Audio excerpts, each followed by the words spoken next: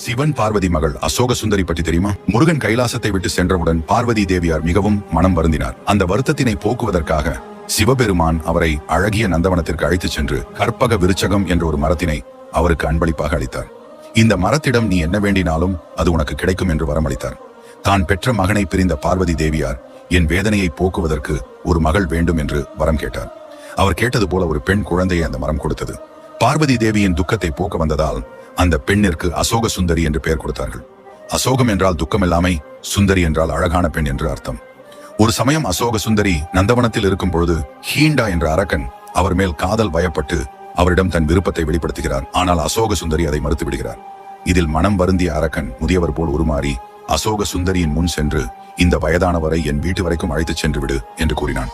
ஆனால் அவனின் சுய ரூபத்தை அறிந்த அசோக சுந்தரி எனக்கு வரப்போகும் கணவனால் தான் உனக்கு மரணம் ஏற்படும் என்று சாபமளித்து அந்த இடத்தை விட்டு சென்றான். அடுத்த பாகம் நாளை.